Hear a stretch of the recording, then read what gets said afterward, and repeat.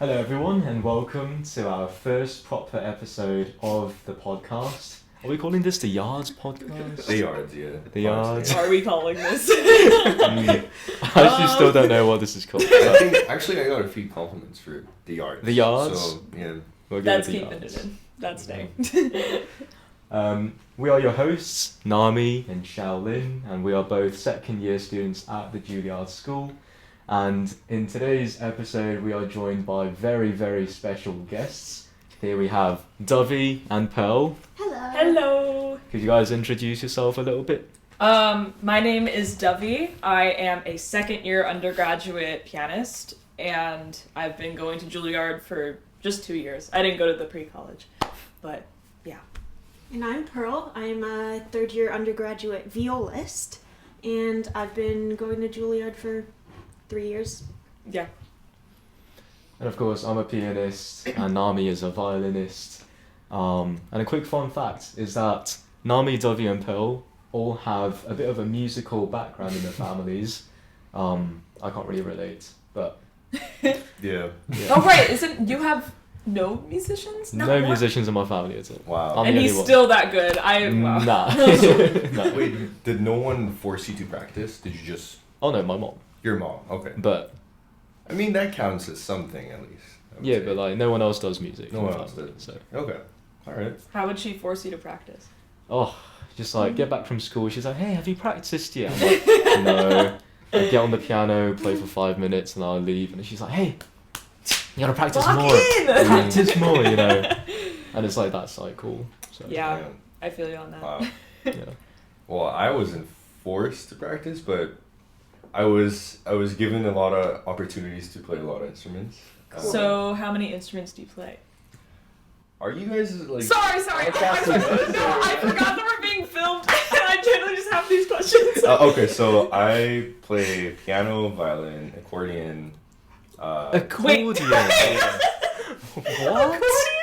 Yeah. Why yeah, are you accordion. not a Juilliard for accordion, bro? I wish. If there was. You should establish that major. I'll try to. I might be better at accordion than violin, but. All right. That's The the tea. fourth. After that, I played drums, electric guitar, and then a few Persian instruments, Oh, wow. and then euphonium, trumpet, tuba, saxophone as well. Shock. Yes. Wait. You've actually never told anyone this before. I play all of these instruments, which the brass instruments I play much better than like guitar or Mm. drums. Okay. Well, So your trumpet. yeah. Anyways, I'd like to start off with the journey into music for you guys, how it was, and I feel like you should start.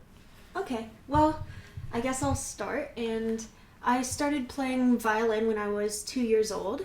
My mom started me that young just because she tried learning violin when she was 23, and it was a little bit harder than she expected. And so she made a vow to start all of us, well, me and my siblings, at 2 or 3 years old. And there's 11 kids in my family, by the way. wow. Sorry. Yeah. Okay. 11. Yeah. Yeah, but yeah, that's how I started. I was forced to practice. I didn't like it for a good amount of years.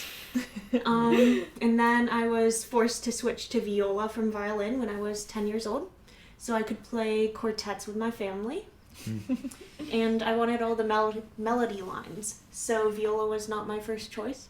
But I started really liking it once I learned how to embrace the more like warm mellow tone, and I think it works with my personality very well. Very well. Very well. I do not have 11 kids in my family, but I am an only child. But my mother is a pianist and my dad plays guitar. My mother actually went to Juilliard way back when for piano. And so I started piano when I was 3.5. And actually, I come from a long line of pianists, female pianists, it happens to be. So my mother was a pianist, my grandmother was a pianist, great-grandmother was a pianist, so it's kind of this lineage. But she is a piano teacher, and so she would sit me in front of a piano and just say, do your thing. And apparently you can always tell if there's a pianist in you by if you don't slam on the keys and you rather either use individual fingers or something. And she saw that I was taking to the instrument, or she put on the show Baby Einstein and I would sing along or something. And so throughout that process, I think she just started teaching me, and then I went and took lessons at school. And my school happened to be in Lincoln Center at right near Juilliard, and so Really? no, special music school. I went to special music school, and so I would get off at 66 and just see Juilliard every day, and I would be so intimidated and say, "This is a pipe dream. I'm never getting in here." But my mom's like, "You know, you should not make that a total dream." So, and now we're here. So Here you are. yeah. So yeah. Wow. That is a crazy journey. I mean, everyone's got a different journey into starting music. I didn't really have a long story. It's just like my mom told me to play piano, and I said okay. Yeah. But yeah, so now we're all in Juilliard, and of course, a lot of people have been asking, what is the application process really like, and like, what do you need to do for the application? Ooh. All the fun facts and everything. Oh, gosh. Everyone wants to know. Okay. I guess I'll go. Oh gosh. Me acting like it was so long ago is only 2 years ago, but I'm not that old. But I always heard this sort of secret that you should always try to have at least one professor know who you are if you're not going to the pre-college. So I got in contact with some professors, took some trial lessons, and I really loved my professor that is my current professor, Professor Martin, Julian Martin. And so, but obviously that's not going to get you in just if you have a professor on your side. He said, don't think that, because the entire panel needs to really like you and like what you're bringing to the table. Oh, yeah. But I had to pre-screen just like everybody else, and that went fine. No crazy Actually, stories. before that, how was the first lesson you had with Professor Martin? It was interesting. He emailed me and he said, "You'll get about 10 minutes. I'll just..." 10 minutes. Yeah. I mean, which is, honestly, he's a really busy man, and he has his own lessons, and so the fact that he was even taking me... He also knew the director of my old school, and so I didn't have to send a lot of recordings. He just said, "Okay, I know Igal Kesselman," that's who he was in contact with, and he said, "Okay, so just come in and you'll play for about 10 to 15 minutes, and then I'll just say a few pointers, and then we'll be on our way."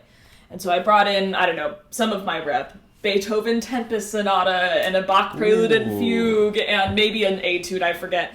And I started playing, and then the 10 minutes pass, and I keep thinking, when am I going to stop? When is he going to stop me? And he's like, "Let me hear some Bach." And I'm like, "Okay." Ooh. And then he's like, "Let me hear some Chopin." And then I just kind of go through a lot of my program, and then he starts giving me this lesson. I stay for 2 hours. No way. I see the sun set outside because you can look out onto the Met, and and he's like, "So when are you coming back?" And I'm like, "Oh, wow.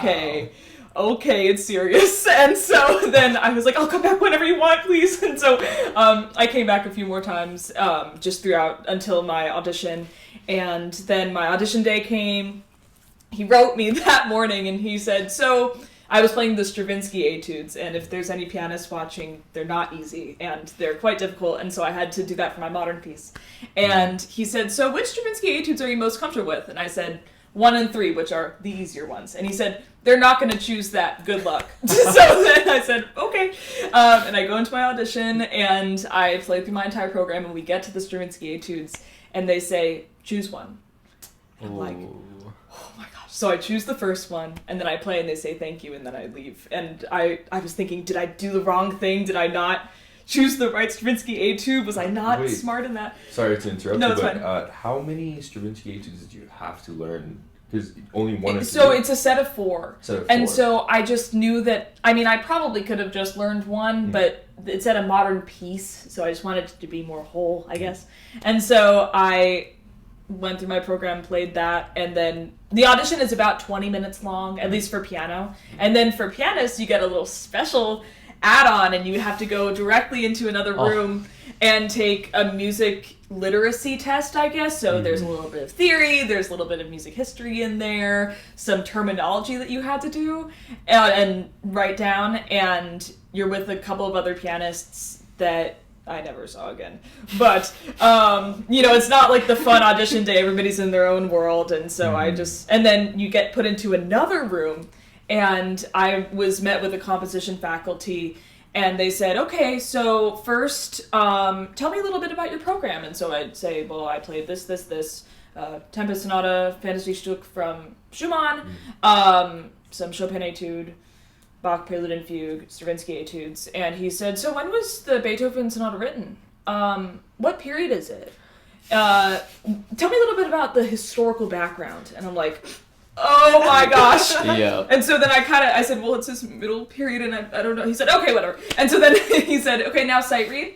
So I had to sight read some Beethoven. Sight reading for your audition? Mm-hmm. Sight read for my audition. Wait. And then after that, he said, okay, now I want you to improvise for 1 minute exactly.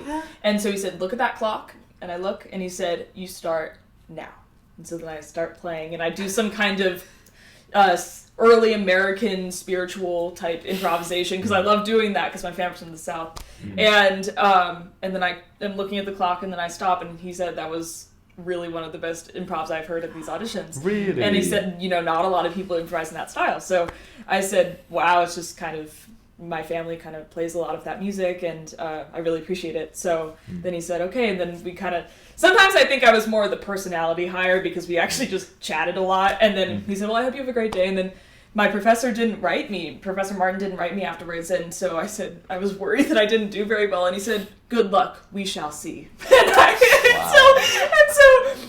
And so I was just really freaked out until I found out that I got in. And I was actually sick when I found out that I got in. So I woke up from a nap and then I checked my phone because they didn't notify you and it said, and then I went back to sleep. So but then the shock wore off. Yeah. Did you experience the same thing? Or I've never knew that pianists go through a lot of... Yeah, it's Yeah. a lot of I didn't extra. notice that's scary. That's really scary. Yeah, you have no idea until you go, too. Yeah, they just throw it on you. But I had to do the exact same Wow. thing, yeah. Wow. And also, at the end of my audition, like in the audition, my current professor, who was also on the judge panel, he looked at me and he was like, hey, can you improvise some jazz?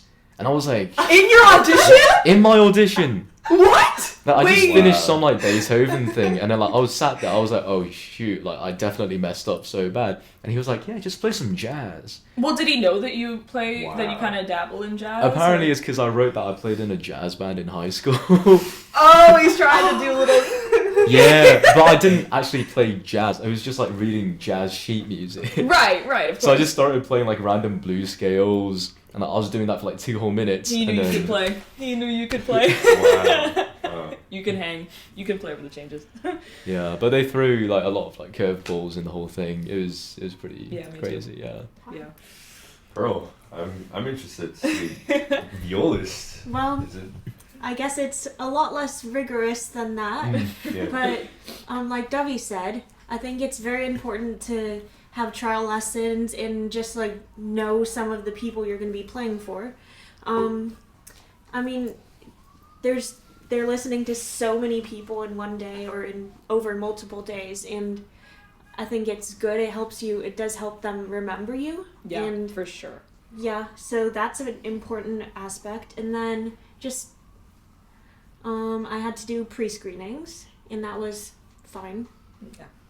You know, Yeah. just Just Do what you fine. gotta do. submit recordings. And then my audition just showed up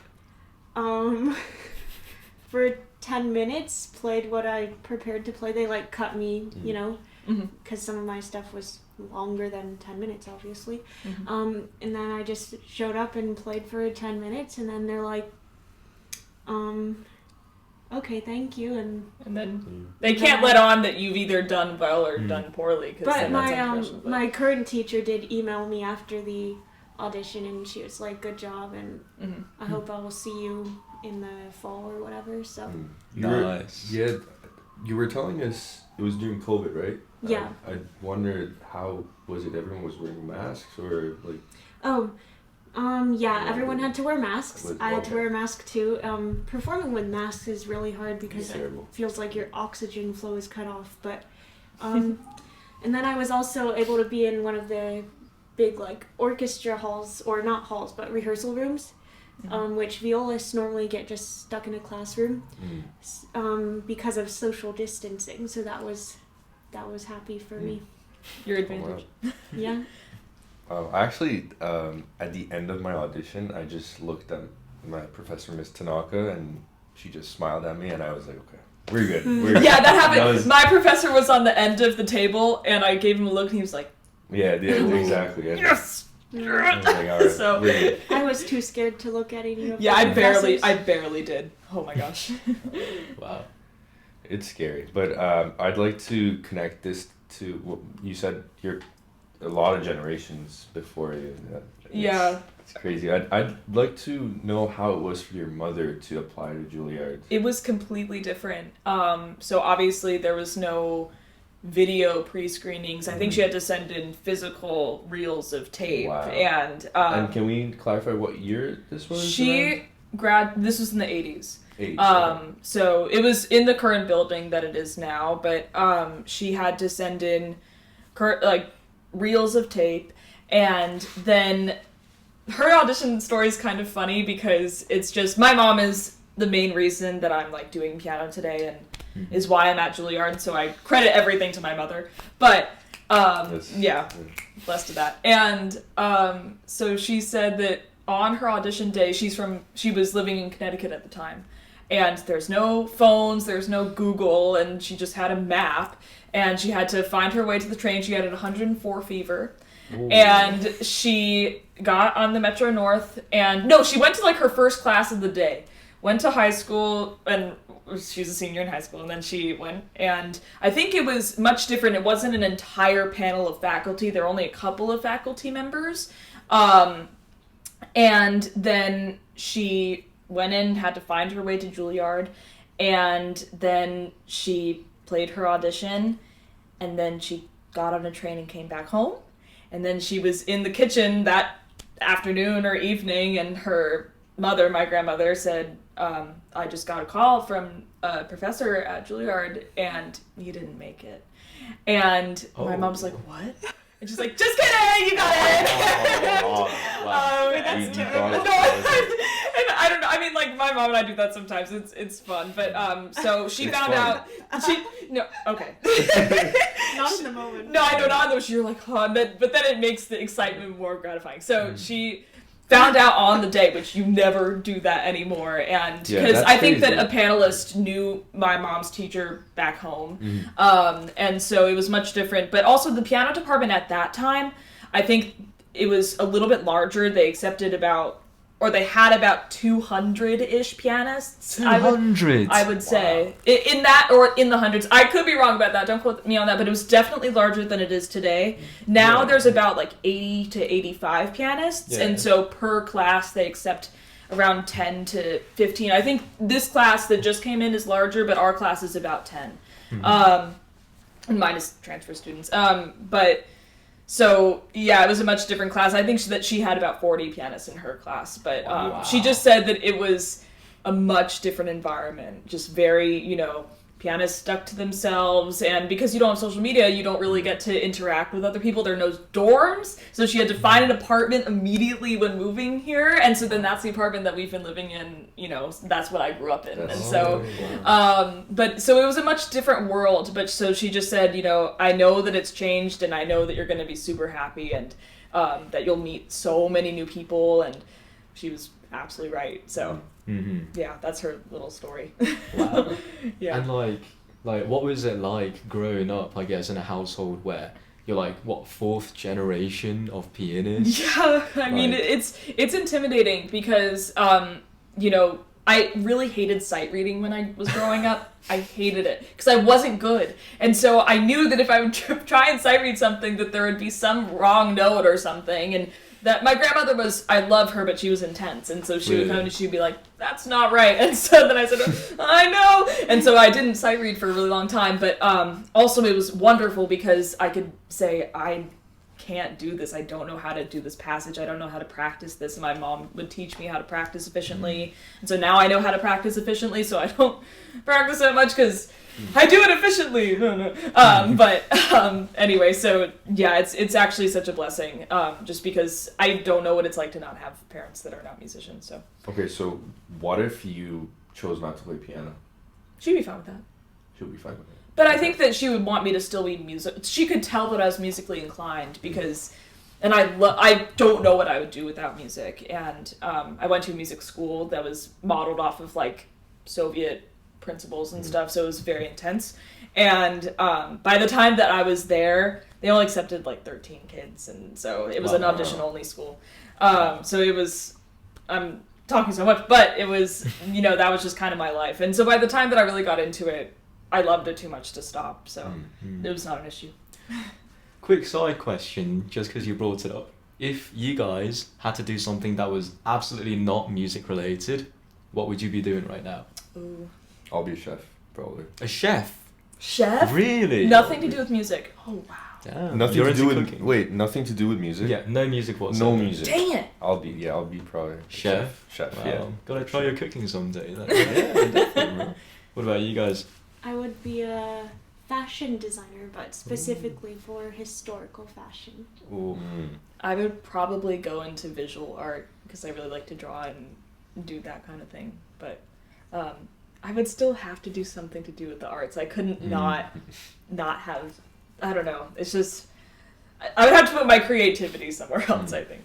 Yeah. That's so interesting, because everyone here just said something artistic in a way, like chef as well. What would you do? Yeah. Like psychology or something. Psychology. I was deciding between doing psychology and music. Me too. Oh. What actually?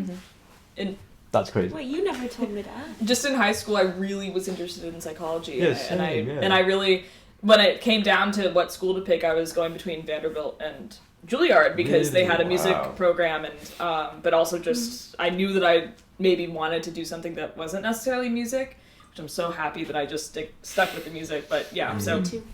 Wow. we're locked in. So interesting. Yeah. Wow. Do you want to go? Well, thank you for that, Dovie. Really cool stuff. Pearl, obviously you have like a really big social media platform with your family and individually. Do you want to just talk us through a little bit about like what you guys do, what you guys make on the platform, all that type of stuff? Okay, well, first of all, my family, we're a musical family. We all play instruments except for the 1 and 3-year-old, and my parents, but all the siblings.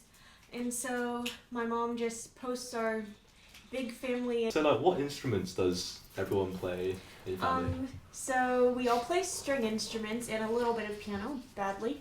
But yeah, we play violin, viola, cello, double bass. Wow.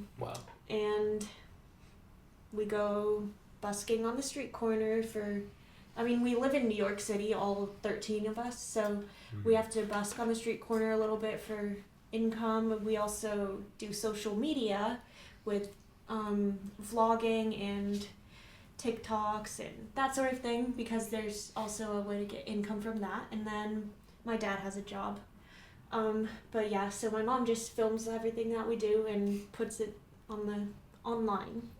And actually, this is an aside, but from that, TLC found our family and wanted to do a show about us, so we actually have a pilot coming out on February 25th.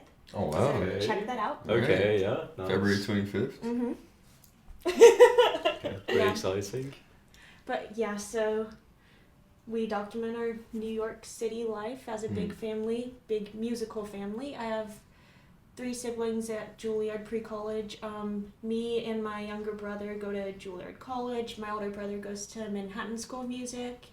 And then everyone else who's not in the pre-college has lessons. So. Oh, wow. They're amazing. Wow. Absolutely amazing. Yeah. Happy Caravan. Yeah, that is so cool. Like, just having like a full family of music. Do you guys play together a lot at home? Not too much, but we every Sunday do a live YouTube video and we sight read, I don't know, chamber music as a string quintet or something, or sextet or septet, I don't know. Mm-hmm. But yeah, we read music together every Sunday and then we go busking. As two separate groups. The two younger girls, they're... How old are they? 10 and 12 or 11, 13. Your siblings, how old are they? Yeah, I see. they're 10 and 12. Yeah, they're 10 and 12, and they have a duet, a violin and cello duet. And then, well, before I got injured, I also went busking, but I haven't been lately. So currently, it's just a bass, cello, and violin trio that busks because my older brother just got married in December, so he's no longer with us. Congrats to him. Yeah. Congrats. Wow. Actually, I was wondering who founded this. Happy The Caravan. Happy Caravan. Caravan, sorry. That was my mom. Your mother, okay. And was it... Actually, can you speak about, like, is there a story that we can speak about, Well, about how it was founded? Basically, my mom would always watch mom vloggers on the internet, and she found out that you could make money from that. And when I used to live in California with my family, and we lived in San Diego, but we had these friends who were really, really good. They were also a family of musicians, and they went to the San Francisco Conservatory pre-college. And my mom wanted us to go there, but we were in San Diego at the time. But in order to go there, we had to move to San Francisco, which is a good deal more expensive, and so we needed another source of income. And so my mom just started posting videos, and it was really slow at first, but it kind of took off, especially when we went to New York. I Because see. New York's exciting. Yeah, and you can, like, videotape at Central Park and all those different places. It's, yeah, we gotta carry, like, a keyboard or something. And I'll bring in my... Go busking in Central Park. Yeah. That'd be cool. I'd join yeah. you. Yeah. So Piano duets in Central Park. Oh, so I'm just out of the... Alright. Just piano duet. Alright. And violin. Okay. You can watch. You can be the cameraman. Thank you. It's really nice of you guys. No. Well, it was a really good talk with you guys, and we can end it on, like, a very general question of how is it being a full-time student in Juilliard for everyone. Do you want to go? It's been great. It's been wonderful. It's been perfect. Absolutely perfect. So amazing. Amazing. No, it's actually been amazing. I've loved every second of my time at Juilliard, seriously. And you're laughing, but it's true. I mean, I've just met such wonderful people, and across all disciplines, and seriously, people that I don't think that I would have ever come in contact with if not for this school. Pearl's one of my best friends, if not my best friend. And so just being able to be with her all the time and be inspired by her and people like her is really helpful for my musical journey and what I'm doing, because I hear her play and I'm just like, wow, this is what music should be. This is the future of music. So I don't know, I just think that other schools wouldn't really harness that as much, so I enjoy Juilliard very thoroughly. Also, it's in such a wonderful area. You're literally at the hub of everything that's going on in New York and artistically, and so I've just loved every second of it, and I'm only 2 years in, and I can't wait to see what another 2 years unfolds. So. Yeah. I'd like to say for my Persian viewers, so Juilliard is in Lincoln Center, which has the New York Phil, Ballet, and the Metropolitan Opera as well. So, yeah, and then All in one area. all in one area. Yeah. I mean, for me, Juilliard's been great. It's been super different to what I'm used to. Came from, like, a purely academic school in Dubai. And so it's my first time in America, first time in New York. Everything's super different. People are also different, but amazing people here. You're okay. But yeah. We're roasting each other now? Is that what we're doing? Rose battle! You're decent. Oh, wow. You're decent. All right. But Aw. Seriously though, like there's some really nice people, very inspiring environments. Yeah, you learn so much as well so quickly. So it's a very cool place. Yeah. And what about for you, Pearl? Well, for me, I was homeschooled my entire life, so coming to Juilliard was kind of scary, but I think especially with the help of Dovie, I really warmed up to this social setting. And there's been a lot of ups and downs, but I've really enjoyed it overall. And I think I've learned so much musically. Actually, most of the downs are not musical downs, so just people. I think their motto is something like defining professionalism or something, or defining excellence, or so that should tell you all there is to know about the stress level. So. Before we wrap up this little episode, could you guys quickly name one piece that everyone should go listen to right now? Ooh, I got it. Go for it. Daphnis at Chloe by Maurice Ravel, the orchestral suite. Should I do a piano piece? Go for it, yeah. Throw it out. Well, I'm currently I'll do another Ravel piece, the Miroir suite. The third piece, I'm going to butcher the French, so I'm not going to say the French, but it's Boat on the Ocean. Boat. So good. Or Bark, Boat Bark. It's actually, I think, one of the most beautiful pieces ever written, and I will never, ever, ever get tired of it. So I would say that. And that entire set, because it's wonderful. Yeah. Pearl? You should go listen to Beethoven Opus 132 String Quartet. Yes. It's my favorite. Of course. Wow. I mean? After you? No. Ladies first. What? What? I had to get you back for that one. Nami, give us a piece. Give us a No. piece. You go. I need to think more. You go first. I would say Moritz Mishkovsky's Piano Concerto in E major. So good. So good. My favorite piano concerto. Yeah. Really? Yeah, it is. And it's number 1 as well, which got recently dug out or something. Right. Also really good. Okay. I totally recommend. Yeah. Okay. I think It's your turn. Yes. Listen to Kapustin's Toccata with jazz band. Perfect. I love it. It's an inspiration for my own compositions and just an inspiration in general. Yeah. He also plays jazz. You also play jazz I along tried. with all your instruments. Oh, yeah. Wow. Tried. Multi-talented. Polymath. All of us. No. All right. Well, thank you for watching the vlog, and Hey, what? that's vlog. The Nami Caravan. This is Nami from the Happy Caravan. Sorry. this is Nolly from Happy. Thank you for watching the podcast, The Yards, and Listening to the podcast. or listening. Yeah. Exactly. Our guests again, Dovie and Pearl. I will put their social media and websites, whatever, so you can go and check them out. Boy. I- No, he's just.